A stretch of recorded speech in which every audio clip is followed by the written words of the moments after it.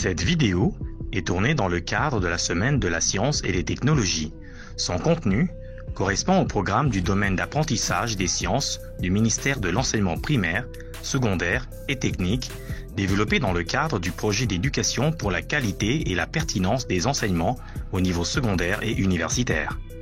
Jusque-là, nous n'avons vu que la représentation des algorithmes en forme de texte. Mais comment les représenter sous forme graphique? Nous allons apprendre à les représenter de manière graphique dans cette vidéo.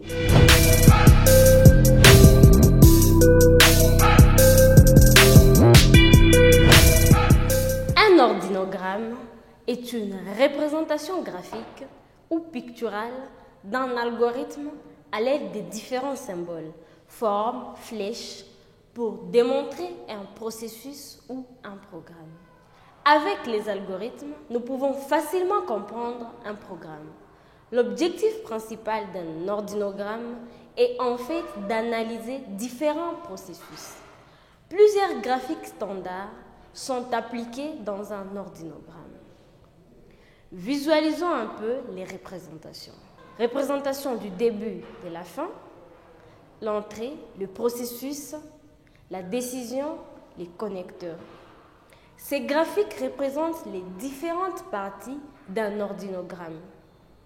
Le processus dans un ordinogramme peut être exprimé à travers des boîtes, des flèches, des différentes tailles et couleurs.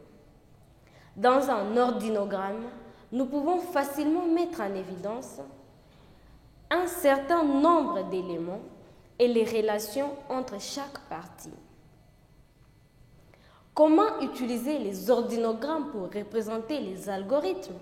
Maintenant que nous avons appris les définitions d'un algorithme et d'un ordinogramme, comment alors représenter un algorithme par un ordinogramme? Voici donc quelques exemples. Exemple 1. Imprimer 1 à 20. Algorithme. Étape 1. Initialiser x comme 0.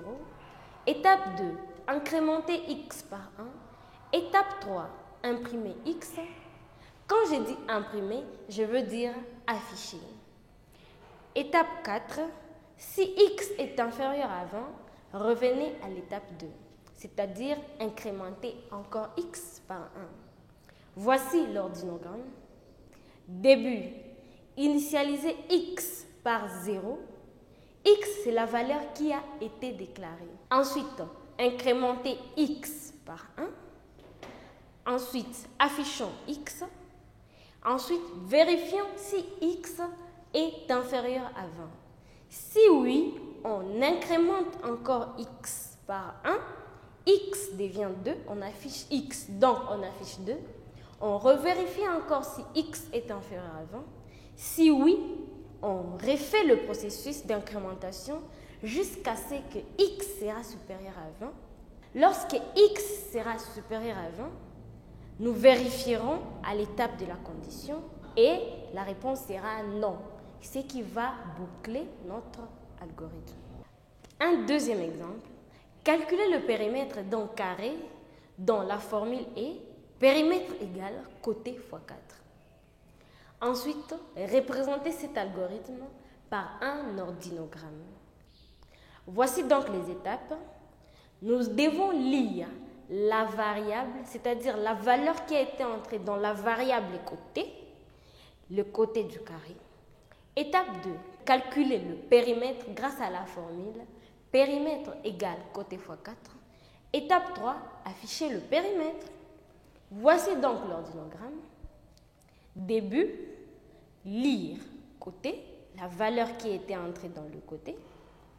Deuxième étape, calculer le périmètre. Donc, nous mettons la formule du périmètre. P égale côté fois 4. P, c'est la deuxième variable qui a été déclarée, qui va contenir la valeur du périmètre. Troisième étape, afficher périmètre. Donc, la valeur du périmètre.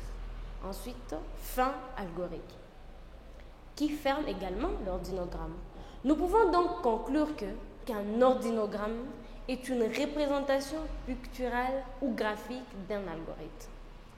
Un algorithme peut être exprimé et analysé par un ordinogramme. Grâce à un algorithme, nous pouvons obtenir un ordinogramme. Et grâce à un ordinogramme, nous pouvons déduire un algorithme. Un algorithme nous montre toutes les étapes pour atteindre la solution finale, tandis qu'un ordinogramme nous montre comment effectuer le processus en nous montrant chaque étape. Un algorithme utilise des mots pour décrire chaque étape, alors qu'un ordinogramme est décrit grâce à des symboles normalisés, des formes et des flèches pour rendre le processus plus logique. Nous avons donc appris les notions des bases sur les algorithmes. Et enfin, nous avons pu apprendre à représenter des algorithmes par des ordinogrammes. Grâce à cela, nous pouvons donc être en mesure de nous lancer dans différents langages de programmation.